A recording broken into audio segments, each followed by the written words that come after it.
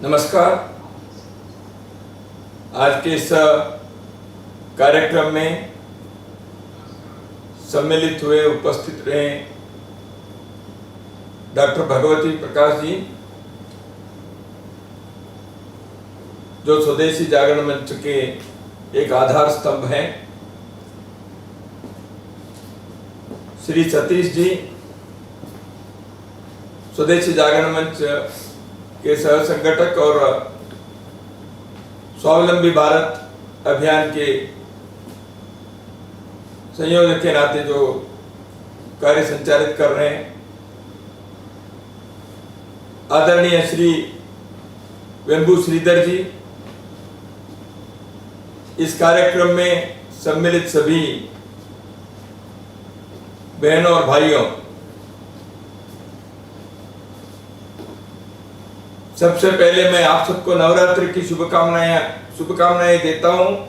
माँ दुर्गा हम सबके ऊपर सदैव अपने कृपाशीर्वाद की वर्षा करें और आज के इस शुभ दिन जो महात्मा गांधी जी और भारत के लोकप्रिय प्रधानमंत्री रहे लाल बहादुर शास्त्री जी, इन दोनों के जन्म जयंती भी है। इन दोनों महानुभावों के जीवन से प्रेरणा लेकर देश के लिए काम करने के अपने संकल्प को पुनः चेतना युक्त बनाएं और देश को, भारत को एक श्रेष्ठ, समृद्धशाली, शक्तिशाली राष्ट्र के रूप में विकसित करने में उनके प्रेरणा से हम आगे बढ़ें, यही कामना करता हूं। आज के इस स्वावलंबी भारत के शंखनाद कार्यक्रम में आपके सम्मुख कुछ विचार प्रस्तुत करूं, इसके लिए मुझे अवसर दिया, इसलिए स्वावलंबी भारत अभियान के सभी कार्यकर्ताओं को मैं हृदय से धन्यवाद देता हूं। मित्रों, पिछले दिनों जो एक महामारी सारे विश्व में फैल गई, उसके कारण बहुत सारे संकट को, चुनौती को, सारी मानवता को सामना करना पड़ा, झेलना पड़ा और भारत भी उस महामारी के सामना करते हुए सफलतापूर्वक हम अब परिस्थिति पर विजय प्राप्त करके आगे बढ़ रहे हैं। जो संकट और देश के लिए नुकसान हुए वह तो दुखदायी रहा ही है, परंतु राष्ट्र जीवन पुनः एक बार अपने पटरी पर चलने के लिए अग्रसर हो गया है, ऐसे हम मान सकते हैं। अभी अभी हम भारत के स्वातंत्र के अमृत महोत्सव का कार्यक्रम भी मनाया देश भर में। करोड़ों करोड़ों भारतीयों ने देश के अंदर और विश्व भर में निवास करने वाले सभी भारतीय इस अवसर को, इस आनंद के उल्लास से उन्होंने मनाया और अमृत काल की घोषणा भी देश में हो गई है। आने वाले 25 वर्षों में भारत को विश्व के राष्ट्र मालिका में एक श्रेष्ठ सम्मान पूर्वक स्थान पर ले जाने के एक संकल्प भी देशवासियों ने किया ही है। हम सब जानते हैं, बीते 75 वर्षों में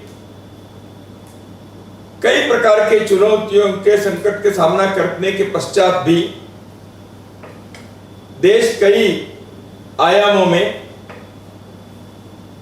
प्रगति भी की है। हम देखते हैं एक समय ऐसे था भारत में, स्वतंत्र भारत में, हम खाद्यान्न के लिए दुनिया के कई देशों के दरवाजे पर पहुंचे। कर्ज लेने के लिए हम मजबूर हो गए थे। आज उस दुस्थिति से बाहर आकर खाद्यान्न के क्षेत्र में एक आत्मनिर्भर राष्ट्र के रूप में न केवल हम उभरे हैं, जो संकट में है ऐसे अपने पड़ोसी देश श्रीलंका जैसे देश को भी हम आपूर्ति करने के, सहायता करने की स्थिति में हैं। सुरक्षा क्षेत्र हो, विज्ञान और तंत्रज्ञान के विभिन्न आयामों में हो, चिकित्सा दवा के क्षेत्र में हो, भारत ने जो तरक्की की है इसके बारे में हम सभी भली भांति परिचित है, ऐसे मैं मानता हूं। भारत ने जिस प्रकार अपने पैरों पर खड़े होने का एक सार्थक प्रयास किया है, इसको आज विश्व में एक दृष्टि से सराहना भी कर रहे हैं। हम जानते हैं आज भारत विश्व के आर्थिक संपन्नता के दृष्टि से सबसे ऊपर के 6 राष्ट्रों में एक है, one of the 6th largest economy. इस प्रकार भारत के आज स्थान है और शीघ्र ही हम और तरक्की करने के सब प्रकार के एक अवसर हमें प्राप्त भी हो रहा है। उस दिशा में देश आगे बढ़ रहा है, यह विश्वास भी हम सब रखते ही हैं। एक और भारत आर्थिक क्षेत्र में और विभिन्न क्षेत्रों में प्रगति करने के पश्चात भी कुछ विषयों के बारे में अपने को अभी भी उन क्षेत्रों में प्रगति करने की आवश्यकता है। कई प्रकार की चुनौती को अभी भी सामना करते हुए कुछ समस्याओं का हल करने के लिए हमें आगे बढ़ने की आवश्यकता है, ऐसे अनुभव में आता है। विजयादशमी के अंतिम दिन, नवरात्रि के अंतिम दिन विजयादशमी सीमोल्लंघन के एक प्रतीक है। मां दुर्गा असुरों के संहार करते हुए धर्म की स्थापना करने के लिए अवतरित हुई थी। अब राष्ट्र जीवन में भी कई राक्षस रूपी चुनौतियां समय समय पर सामने आती हैं। मैं अन्य इस प्रकार के राक्षसी चुनौतियों के संदर्भ में अभी तो उल्लेख नहीं करूंगा, परंतु एक ऐसे जो कई वर्षों से, कई दशकों से, शतकों से हमारे लिए एक राक्षसी रूप लेकर सामना के रूप में खड़े हैं, वह है देश की गरीबी। इस चुनौती को भी संहार कर विजय प्राप्त करना यह हमारे लिए अत्यंत आवश्यक है। भारत में आज गरीबी कितने हैं? लगभग 20 करोड़ लोग गरीबी रेखा के नीचे जी रहे हैं। यह एक आंकड़े हमारे लिए बहुत दर्दनाक है। और एक आंकड़े मैं देख रहा था, प्रतिदिन 375 रुपए से कम आय है ऐसे लोग हिंदुस्तान में 23 crore 23 crore people are having less than 375 rupees income per day. 10 साल पूर्व से स्थिति से आज हमारी स्थिति सच में अच्छी है। लगभग 22% लोग गरीब थे, अब 18% लोग गरीब हैं। ऐसे और एक स्टैटिस्टिक्स हमारे सामने हैं। उसी प्रकार हम देखेंगे तो पर कैपिटा इनकम के दृष्टि से 2020 में 135,000 1,35,000 रुपए के तुलना में 2022 में 1.5 lakh per capita income PP के एक आंकड़े हमारे सामने आते हैं। बेरोजगारी की संख्या पिछले जून में लगभग 4 करोड़ 2.2 रूरल एरिया में 1.8 करोड़ अर्बन एरिया में। लेबर फोर्स सर्वे के अभी के जो आंकड़े हैं उसके हिसाब से 7.6% अनएम्प्लॉयमेंट है, ऐसे समझ में आता है। देश में गरीबी है, अनएम्प्लॉयमेंट है, यह तो बेरोजगारी है, यह एक हमारे लिए चुनौती तो है ही, लेकिन उसके साथ साथ और एक विषय के बारे में भी हमें विचार करना पड़ेगा। वो है आर्थिक असमानता की, इनइक्वालिटी। एक दृष्टि से देश में आर्थिक तरक्की के एक आंकड़े जो मिलता है, भारत दुनिया के टॉप मोस्ट 6 कंट्रीज में, 6 देशों में एक है। ऐसा है तो परिस्थिति सर्वदूर ठीक है क्या? ऐसे नहीं है। Top 1% of the population in India, they are only 1/5 of the, they are having 1/5 of income of our country. जबकि देश के आधी आबादी 50% of the population, उनके जो इनकम है, their contribution is 13%, 13%। यानी 50% लोगों के इनकम देश के 13% ही है, और टॉप 1% देश के इकोनॉमी के 20% है। तो इस असमानता के संदर्भ में भी हमें सोचना पड़ेगा।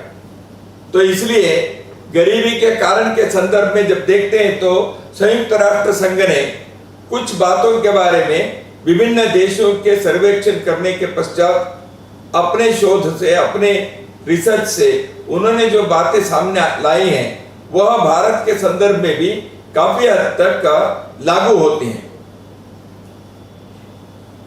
इनएडिक्वेट access to clean water and nutritious food, शुद्ध जल और पौष्टिक आहार की उपलब्धता देश के बहुत बड़ी आबादी के लिए आज भी नहीं है। उसी प्रकार लाइवलीहुड, आजीविका और रोजगार, जिसके बारे में आज हम चर्चा कर रहे हैं इस कार्यक्रम में, इस स्वावलंबी भारत अभियान के द्वारा, तो वह एक बहुत बड़ी चुनौती है देश में गरीबी के कारण। अन्य प्रकार के समाज के अंतर्गत जो कॉन्फ्लिक्ट्स होते हैं, टकराव होते हैं, संघर्ष होते हैं, यह भी गरीबी के कारण है, ऐसा संयुक्त राष्ट्र संघ के रिसर्च कहता है। इनइक्वालिटी के बारे में मैंने अभी उल्लेख किया असमानता के संदर्भ में। शिक्षा के जो प्रयास होने चाहिए वह ठीक से नहीं होने के कारण, पुअर लेवल ऑफ एजुकेशन कई देशों में, यह भी एक गरीबी के लिए कारण बन चुका है। भारत ने हम अभी इस दृष्टि से एक नई राष्ट्रीय शिक्षा नीति को लाने का प्रयास किए हैं, वह लागू होने के दहलीज पर है। तो इसलिए अपने को देखना पड़ेगा आने वाले कुछ वर्षों में इस राष्ट्रीय शिक्षा नीति के जो भी सत्परिणाम होंगे वह देश की परिस्थिति को उत्तम बनाने में कुछ अपने योगदान देगा ही, यह विश्वास हम सबको है। जलवायु परिवर्तन भी गरीबी के लिए कई बार कारण बनते हैं। आधारभूत संरचना के अनुपस्थिति होने के कारण गरीबी दिखाई देती है। कई जगह पर सरकारों के अक्षमता के कारण भी गरीबी रहती है, ऐसे संयुक्त राष्ट्र संघ के अवलोकन है। तो इस दृष्टि से यदि हम सोचें आज हम इनमें से एक बहुत प्रमुख बात वो है लैक ऑफ एक्सेस और little access to livelihood and employment और जॉब्स। तो इस दृष्टि से स्वावलंबी भारत अभियान ने कोविड महामारी के चुनौती के दौरान एक प्रयत्न के नाते प्रारंभ हुआ। कोविड महामारी के समय में हम सब जानते हैं जिस प्रकार प्रवासी मजदूरों के बहुत बड़ी तादाद में बड़े शहरों से गांवों में गए और अपने अपने गांव में रहकर वो कुछ न कुछ आजीविका के लिए प्रयत्न करने के लिए मजबूर हुए। पिछले कई दशकों से देश के गलत आर्थिक नीति के कारण गांव-गांव से नौजवान लोग रोजगार की तलाश में पलायन किए शहर के तरफ। रोजगार कहाँ मिलेगा, आजीविका कहाँ मिलेगी, वो तो शहरी क्षेत्र में ही मिलना संभव है। ऐसे परिस्थिति होने के कारण हमारे गांव देश भर में वो खाली होते गए और शहरों के जीवन नरक सदृश बनते गया। यह हम सबका अनुभव है। इसलिए शहरों के योजना में भी कमी रही। गांव में लोगों को रोककर वहां उनके लिए कमाई, पढ़ाई, दवाई इन चीजों को उपलब्ध कराने में देश की आर्थिक नीतियां विफल रही पिछले दशकों में। ये सब देश ने अनुभव किया है। इस बीच में महंगाई के जो मार पड़ती है उसमें लोग किस प्रकार से जीवन चलाने के लिए वो मजबूर हुए। गरीबी के, दुर्दशा के, कुशिक्षा के इन कारणों से लोगों के जीवन कैसे एक दुर्भर बनते गया, यह भारत की कहानी रही है। लेकिन भारत उस दुर्दशा से, दुरावस्था से बाहर निकलने के लिए यहाँ के समाज और सरकार के वर्तमान नेतृत्व ने कुछ प्रयत्न भी किया। इस कारण से आज परिस्थिति में बहुत सारे बदलाव दिखते हैं। लेकिन जिस प्रकार चुनौती अभी भी है जिसका उल्लेख मैंने किया, उस कारण से अपने को एक देश भर में जनता में एक नए उत्साह को, नई ऊर्जा को, नई चेतना को जागरूक करने की आवश्यकता है। वेंबू श्रीधर जी जैसे लोगों ने इस प्रकार के कार्य में बहुत ही एक सराहनीय प्रयास करते हुए देश के लिए प्रेरणा केंद्र बने हैं। स्वदेशी जागरण मंच और आर्थिक क्षेत्र में कार्य करने वाले समाज के बहुत सारे संगठन, संस्थाएं यह इकट्ठा आकर देश में एक स्वावलंबी भारत निर्माण करने के अभियान के तरफ आगे बढ़े हैं। सरकार ने एक तरफ आत्मनिर्भरता की बात के प्रधानमंत्री ने घोषणा की है, नेशनल सेल्फ रिलायंस, राष्ट्रीय आत्मनिर्भरता, यह भारत के मंत्र बनना ही चाहिए। जब हम गांधी जी के, लाल बहादुर शास्त्री के जन्म जयंती पर यह कार्यक्रम कर रहे हैं, उन दोनों महानुभावों ने भारत को स्वदेशी के आधार पर स्वावलंबिता के एक बहुत आवश्यक और महत्वाकांक्षी सपने को देशवासियों के सामने उन्होंने रखा था। यह कोई कोरी सपने नहीं हो सकते, यह अव्यवहारिक सपना नहीं है। भारत के अंदर वह ताकत है, वह क्षमता है। तो इसलिए जब कोविड के उस महामारी के दौरान हम लोगों ने एक अवलोकन किया, लोग जो नौजवान लोग गांव-गांव में आए हैं और नगरीय क्षेत्र में लॉकडाउन के समय और उसके तुरंत पश्चात भी जिस प्रकार की परिस्थिति थी, उसमें क्या हम लोगों के आजीविका के लिए कुछ न कुछ कार्य कर सकते हैं क्या, रोजगार उत्पन्न कर सकते हैं क्या, यह जहां जहां प्रयास हुए उन प्रयासों के बहुत अच्छे प्रेरणादायी परिणाम भी निकले।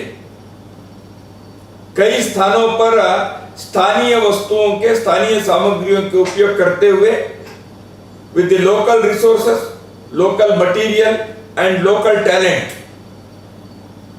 इस कारण से कृषि क्षेत्र में, खाद्यान्न के क्षेत्र में, छोटे बड़े हस्तशिल्प में बहुत सारे ऐसे सैकड़ों प्रकार के छोटे छोटे रोजगार को उत्पन्न करना संभव है, यह ध्यान में आया।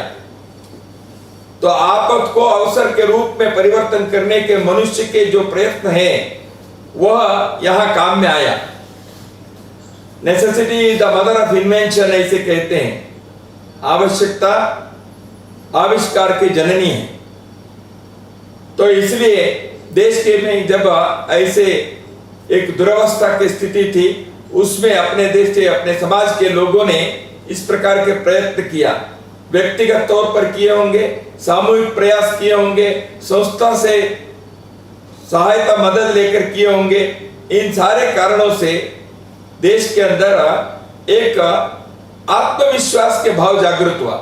हम नहीं कर सकते हैं, अब क्या करें, ऐसे किंग कर्तव्य मूड होने के बजाय नहीं, हम कर सकते हैं, we can do it, we should take it up. इस प्रकार के कृत संकल्प से कार्य करने वाले समाज अपने आत्मशक्ति के बल पर, आत्मविश्वास के बल पर आगे बढ़ सकता है। तो इसलिए स्वावलंबी भारत अभियान की यह कल्पना, यह योजना इसी कारण से बनी। और इसमें जैसे जैसे इस विषय को सामने रखा, देश भर के लोगों ने इसका सहर्ष स्वागत किया। न केवल स्वागत किया, इस अभियान में किसी न किसी प्रकार से जुड़ने के लिए, सक्रियता से सहभागी होने के लिए वह आगे आए। वो उद्योगपति हो सकते हैं, लघु उद्योगपति हो सकते हैं, वह व्यापारिक क्षेत्र में जिनके अनुभव है, जिनके कार्य है वो हो सकते हैं, वो एकेडमिक क्षेत्र के लोग हो सकते हैं, जैसे IIT के, IIM के जो विद्वान लोग हैं वो हो सकते हैं, उत्साही NGOs हैं, आर्थिक क्षेत्र में काम करने वाले बहुत सारे संगठन हैं, अखिल भारतीय स्तर से लेकर स्थानीय स्तर तक कार्य में सक्रिय ऐसे लोग हैं। इन सभी लोगों को लगा हम कर सकते हैं। उसके साथ साथ सरकार ने कई प्रकार की योजनाएं सामने लाई, जैसे पशु संगोपन के संदर्भ में, मत्स्य पालन के संदर्भ में, या कृषि को आगे बढ़ाने के लिए FPO जैसी योजनाएं। इन सारे कारणों से देश के अंदर एक वातावरण बनने में सहायता मिली। यही कारण है पिछले 4-6 महीनों में स्वावलंबी भारत अभियान की योजनाएं जिले के नीचे खंड स्तर तक, ग्राम स्तर तक कैसे वो फैलते गया, यह मैंने स्वयं स्थान स्थान के जो रिपोर्ट्स मेरे पास आए उसको देखकर बहुत ही आनंद हुआ और समाज के इस आत्मविश्वास को देखने से प्रेरणा भी मिली। तो इसलिए यह एक सार्वदेशिक, सार्वभौमिक, व्यापक अभियान बनते जा रहा है। इसलिए प्रत्येक ब्लॉक में वहां कार्य करना पड़ेगा, गांव तक इस योजना के फैलाने के लिए, जहां अभी भी पहुंचे नहीं है वहां पहुंचाने के लिए योजना बनानी पड़ेगी। सरकारी प्रयास के साथ साथ समाज के प्रयास होना चाहिए, इसलिए समन्वय और सहकारिता यह आवश्यक है। इस कार्य में, इस अभियान में जो लोग जुड़ सकते हैं, किसी न किसी प्रकार से अपने योगदान दे सकते हैं, ऐसे संस्था, ऐसे व्यक्ति, इन लोगों को जोड़कर एक समन्वित प्रयास होने चाहिए।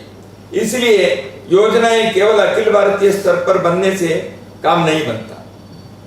इसलिए स्थानीय योजनाएं, विकेंद्रीकरण, इसकी आवश्यकता है। इस विकेंद्रित योजना से, परस्पर सहकार और समन्वय से इन बातों को हम आगे बढ़ा सकते हैं।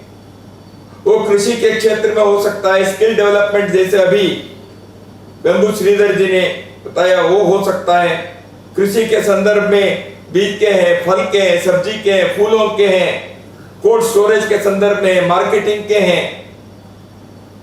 इन सारे संदर्भों में विचार करना पड़ेगा। कुटीर उद्योग, ग्रामोद्योग के कई प्रकार के चीजें कुछ समय में जो नष्ट हो गए उसको हम पुनर्जीवित कर सकते हैं। ऐसे ही दवा के क्षेत्र में स्थानीय कई प्रकार के आयुर्वेद की चीजें बन सकती हैं। नित्य जीवन के कई प्रकार के प्रसाधन वस्तुओं को हम ग्रामीण क्षेत्र में उत्पाद करने के एक बहुत बड़ा अभियान होने से भारत के एक आर्थिक क्षेत्र में क्रांति ला सकते हैं। स्टार्टअप के बारे में तो हम सुनते ही हैं, नए स्टार्टअप के एक बहुत बड़ा प्रोत्साहन मिलने के कारण बड़ी संख्या में स्टार्टअप आज दिखाई दे रहे हैं। स्वरोजगार करने वाले लोगों के खोजना पड़ेगा। उद्यमिता में जिनकी रुचि है ऐसे लोगों के प्रोत्साहन मिलना चाहिए। और इसके साथ साथ प्रशिक्षण के का बहुत बड़े आवश्यकता होगी, क्योंकि जिस प्रकार आज जिले के नीचे के स्थानों पर, छोटे नगर में, खंड केंद्र में, ग्रामीण क्षेत्र में रोजगार सृजन के एक महाअभियान चलाना है तो वह वर्ष भर चलते रहे और आर्थिक क्षेत्र में एक समग्र क्रांति लाने के लिए यह प्रमुख चरण बने। ऐसे है तो हमें 3-4 बातों के बारे में और आग्रह करना पड़ेगा। एक है स्थानीय दृष्टि से क्या कर सकते हैं, इसके एक अध्ययन और शोध का कार्य करने के लिए कुछ ग्रुप्स को काम करना पड़ेगा। अभी जिन्होंने किया है उनको इसमें काफी सफलता मिली है, इसलिए इस अवलोकन, अध्ययन और शोध के कार्य को आगे बढ़ाना चाहिए। दूसरा स्थानीय कौशल है, उन कौशल को हमें जीवित रखना या पुनर्जीवित करना यह आवश्यक है। कई जगह पर कुछ स्थानीय जो परंपरा के ज्ञान, परंपरा के कौशल की परंपरा है, वह किसी न किसी कारण से नष्ट होते जा रहे हैं। पिछले दशकों के देश की आर्थिक नीति और दृष्टि के कारण उन सारे चीजों को हम खोए हैं या खोते जा रहे हैं। इसलिए क्या ऐसे कुछ भारत की विशेषता जिसमें है, भारत के समाज के ज्ञान परंपरा के आधार पर कई प्रकार के ऐसे हस्तकौशल, वो बुनने के विषय होंगे, वो पत्थर में बनाने वाली चीजें होंगी, वो बांस के कई वस्तुओं के उत्पादन करने वाला होगा, या कला संस्कृति क्षेत्र के दृष्टि से करने वाली बातें हो सकती है, जिसके लिए अंतरराष्ट्रीय मार्केट भी आज उपलब्ध हो सकते हैं। तो इसलिए ऐसे चीजों के और पीढ़ी को सिखाने के एक स्किल ट्रेनिंग के प्रशिक्षण करना पड़ेगा। इसलिए स्किल ट्रेनिंग जब कहते हैं, it cannot be only urban oriented skills, we will have to think of the rural skills also, not only new skills on the basis of science and technology, but also the skills of our Indian knowledge system, soft skills भी हैं। बहुत सारे ऐसी चीजों के बारे में अपने को एक महाअभियान के तहत आगे बढ़ाने के लिए प्रयत्न करना, इसके लिए एक समग्र, व्यापक और सर्वंकष योजना बनाने की आवश्यकता है। यह अभियान उस दिशा में आगे बढ़ रहा है ऐसे मैं मानता हूं। तो इसलिए उद्यमिता के दृष्टि से देखें तो कौशल केंद्र की स्थापना और एंटरप्रेन्योरशिप के लिए एक वातावरण बनाना पड़ता है। कॉलेज से निकलने वाले लोग सरकारी नौकरी के तरफ ही देखते रहेंगे या प्राइवेट नौकरी के तरफ, जो सैलरी देने वाली नौकरी है उसी के तरफ देखने से देश के अंदर उतनी नौकरी तो मिलेगी नहीं। इसलिए job seekers, instead of becoming job seekers, they should be encouraged to become job providers. ये कैसे संभव है? एंटरप्रेन्योरशिप, जो उद्यमिता के अंदर, उस प्रकार जाने के लिए लोगों को प्रोत्साहन देना पड़ेगा। मुझे याद है वर्षों पूर्व हम अखिल भारतीय विद्यार्थी परिषद से महाराष्ट्र और कई राज्यों में एंटरप्रेन्योरशिप मोटिवेशन कैंप्स हमने चलाए, एंटरप्रेन्योरशिप डेवलपमेंट कैंप्स हमने चलाए। समाज के उद्योगपति क्षेत्र के लोगों को, इंडियन ऑफ मैनेजमेंट ऐसे लोगों को, समाज में मार्केटिंग के अनुभवी लोगों को हमने इस प्रकार के कैंप्स में लाकर एंटरप्रेन्योरशिप मोटिवेशन के कार्य करने का एक सफल प्रयास हम लोगों ने किया था। आज भी इन बातों को फिर से एक बार करने की आवश्यकता है, ऐसे मेरा आग्रह है। और युवकों को केवल व्हाइट कॉलर जॉब में आज समाज में प्रतिष्ठा है, लेकिन समाज के लिए आवश्यक हर चीजों के लिए परिश्रम जिसमें हार्ड वर्क है, वो भी समाज के लिए आवश्यक कार्य है। मनुष्य जीवन के लिए सब प्रकार के कार्य के एक प्रतिष्ठा होनी चाहिए। कोई काम छोटा या कोई काम बड़ा ऐसा नहीं हो सकता। यदि बगीचे को ठीक रखने के माली का काम है, उसको भी समाज में प्रतिष्ठा यदि नहीं है, कोई माली बनना नहीं चाहता, मजबूरी में माली बनेगी। क्या भारत के करोड़ों करोड़ों लोगों के लिए केवल अफसर बनना, बड़े उद्योगपति बनना यह संभव है? या भारत में या किसी भी देश में इन सारे कामों के करने वाले अच्छे प्रामाणिक कर्मनिष्ठ लोगों की आवश्यकता नहीं है क्या? इसलिए अपने समाज में इस मानसिकता को भी बदलने की आवश्यकता है। There is dire need of changing the mindset। जैसे वेंबू श्रीधर जी ने अपने करोड़ों रुपए के उस उद्योग के केंद्र को एक छोटे गांव में भी रखने के लिए वो तैयार हुए। इससे लोग प्रेरणा लेंगे। हर किसी को शहर में रहकर ही सब काम करना चाहिए, इसकी आवश्यकता नहीं होनी चाहिए।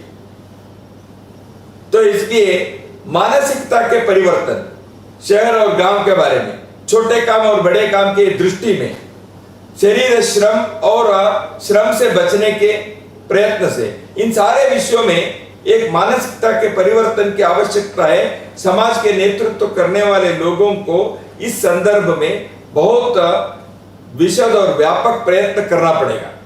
हर घर तक यह संदेश पहुंचाने के लिए और प्रयत्न करने के लिए को काम करना ही पड़ेगा, क्योंकि भारत को यदि एक समृद्धशाली राष्ट्र बनाना है तो जीवन के हर आयाम के इस विषय के बारे में सोचना और करने की आवश्यकता रहेगी। भारत सोने की चिड़िया रही है, ऐसे हम सुनते हैं। भारत एक संपन्न राष्ट्र रहा अनेक शतकों तक, इसीलिए तो इस देश पर आक्रमण हुए। अंगस मैडिसन के रिपोर्ट के बारे में कई बार उल्लेख होते हैं। 2000 वर्षों के जगत के विश्व के विभिन्न राष्ट्रों के आर्थिक विषय के आर्थिक क्षेत्र के बारे में अध्ययन किए हुए एंगस मैडिसन ने भारत का 25% वर्ल्ड ट्रेड उनका था, यह उन्होंने अपने रिपोर्ट में कहा है। विलियम डैलरिम्पल ने 1600 एडी तक, यानी ईस्ट इंडिया कंपनी के स्थापना के पहले तक भारत के GDP 1/4 of the world GDP, यह भारत ऐसे उनका रिपोर्ट कहता है। अंग्रेजों ने यह लूटा, कितना लूटा, ये सारी कहानी हम कई बार सुनते हैं, लेकिन 75 वर्ष देश स्वतंत्र होने के बाद तो हमें ठीक करना चाहिए था, क्योंकि विश्व के अंदर ऐसे राष्ट्र भी है जो द्वितीय विश्व युद्ध के पश्चात जापान की स्थिति क्या थी। इजराइल 1948 में जब अपने मातृभूमि पर यहूदी लोग आकर उस राष्ट्र को खड़ा करने के लिए प्रयत्न प्रारंभ किया और वो कहां पहुंचे, तो इसलिए दुनिया के अन्य राष्ट्रों ने जिस प्रकार प्रयत्न किए उन चीजों से प्रेरणा लेनी चाहिए। हम भारत के यहाँ के परिस्थिति के अनुरूप अपने को प्रयत्न करना पड़ेगा, उसकी योजना अलग हो सकती है, लेकिन परिश्रम के, राष्ट्रभक्ति के, समाज को लेकर जाने के मानसिकता के, हर कार्य के बारे में श्रद्धा और आदर रखने के स्वभाव में हम इन देशों से प्रेरणा ले सकते हैं। भारत के अंदर भी उस प्रकार के कार्य करने वाले लोगों के संदर्भ में अभी वेंबू श्रीधर जी ने उल्लेख भी किया। इन चीजों को यदि हम देखें तो अपने देश में हम एक आर्थिक कायाकल्प करना बहुत असंभव नहीं है। उस दिशा में देश आगे बढ़ ही रहा है। इसलिए मैं मानता हूं जिस प्रकार स्वावलंबी भारत के अभियान के 4 मार्ग बताए, विकेंद्रीकरण, स्थानीय स्वदेशी, स्किल डेवलपमेंट, एंटरप्रेन्योरशिप उद्यमिता और कोऑपरेटिविज्म यानी सहकारिता, इन आधार स्तंभों के आधार पर देश में हम स्वावलंबी भारत के इस योजना को, इस अभियान को सफल बनाएं। मैं इस संदर्भ में अभी जो कल 5G के जो लॉन्चिंग हुआ, इसके पहले ही अपने इकोनॉमिक टाइम्स में जिनके एक इंटरव्यू आया है, माइकल स्पेस जो स्टैनफोर्ड यूनिवर्सिटी के प्रोफेसर है, उन्होंने कहा India is the power house of digital and life sciences realms. It has a thriving digital ecosystem, and in India, instead of digital systems replacing existing retail systems, entrepreneurs and companies are building solutions to integrate existing and sometimes very small retail businesses into digitally enabled supply chains, making them more effective. यह होना चाहिए। इसको इन्होंने देखा है, यह विशेष है। और माइकल स्पेस ने और भी एक कहा है, उसका भी मैं उल्लेख करना चाहता हूं।